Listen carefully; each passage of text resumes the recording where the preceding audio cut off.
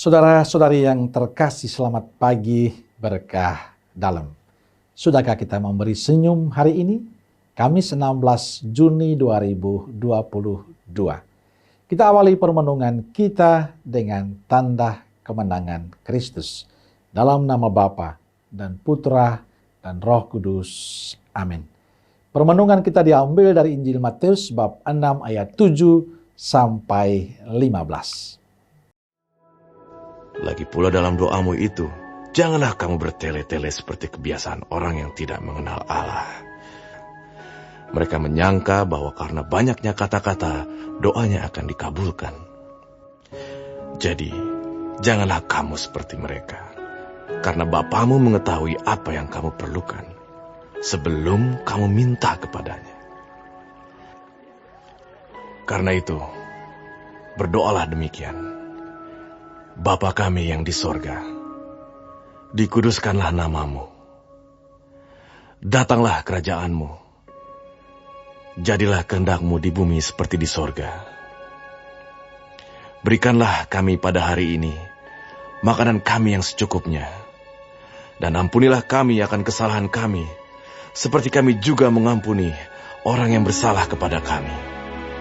Dan janganlah membawa kami ke dalam pencobaan, tetapi lepaskanlah kami daripada yang jahat. Amin. Karena jikalau kamu mengampuni kesalahan orang, Bapamu yang di sorga akan mengampuni kamu juga. Tetapi jikalau kamu tidak mengampuni orang, Bapamu juga tidak akan mengampuni kesalahanmu. Saudaraku terkasih, bacaan Injil hari ini bercerita tentang khotbah Yesus di bukit mengenai doa. Yesus mengingatkan bagaimana berdoa yang baik. Bila kalian berdoa, janganlah bertele-tele seperti kebiasaan orang-orang yang tidak mengenal Allah.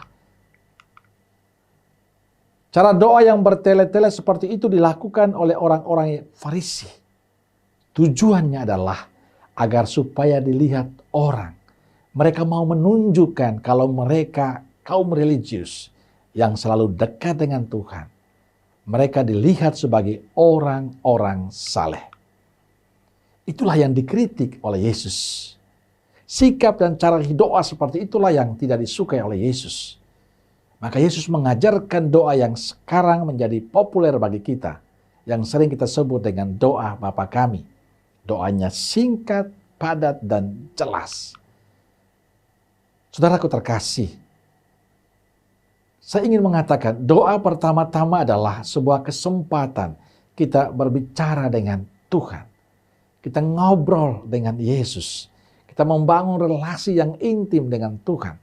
Maka yang terpenting adalah bukan soal panjang atau pendeknya, tapi ketulusan kita, keterbukaan hati kita, ungkapan kejujuran kita kepada Tuhan. Karena Tuhan mengajarkan kepada kita doa Bapa kami. Dalam doa Bapa kami ada beberapa hal yang penting untuk kita. Pertama, bagaimana kita hendaknya memuliakan Tuhan. Ini menjadi penting. Karena apa? Karena hidup kita ini adalah berkat, anugerah dari Tuhan. Maka kita perlu memuliakan Tuhan terus-menerus dalam kehidupan kita. Kedua, kita mohon agar hidup kita tercukupi dan sejahtera. Allah yang menciptakan itu akan melengkapi. Kita mohon semoga Tuhan merajai bumi kita, merajai kehidupan kita, sehingga usaha kita, permohonan kita, perjuangan kita diberkati oleh Tuhan. Kita mohon agar kita memiliki semangat mengampuni terhadap sesama yang lain. Itu poin ketiga yang dikatakan dalam doa Bapa kami. Artinya Yesus ingin supaya kita sebelum wujudkan doa kita, membangun relasi yang damai, hati yang penuh sukacita, hati yang penuh kegembiraan dalam hidup. Saudaraku terkasih, doa Bapa kami yang diajarkan Yesus bukan berarti melarang kita untuk berdoa spontan. Kita boleh berdoa spontan, tapi yang perlu diingat adalah isi doa kita. Tapi seringkali kita menjadi kesulitan dalam doa-doa kita. Beda dengan teman-teman kita yang Kristen. Orang Katolik itu kalau suruh berdoa agak susah, apalagi spontan. Maka Yesus menawarkan doa ini kepada kita. Ataupun kalau kita dalam kesibukan kita, luangkanlah waktu kita dalam 1-2 menit untuk berdoa Bapa kami. supaya kita memiliki relasi yang utuh, relasi yang intim dengan Tuhan. Maka yang dibutuhkan dalam doa kita adalah hati kita, niat dan kehendak kita untuk datang pada Tuhan. Karena itu pentingnya keterbukaan hati dan kepasrahan diri dalam doa-doa kita. Maka saudaraku terkasih, dalam doa bukan pertama-tama meminta Tuhan merestui apa yang kita mohonkan. Tapi saya ingin mengajak kita membuka hati pada Tuhan dan membiarkan rencana Tuhan dan kehendak Tuhan terjadi pada diri dan kehidupan kita.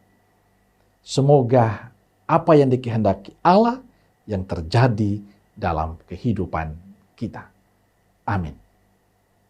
Semoga Allah yang Maha Kasih memberkati kita semua. Bapa, Putra, dan Roh Kudus. Amin. Keluarga Kudus Nazaret, doakanlah kami. Amin. Berkah dalam.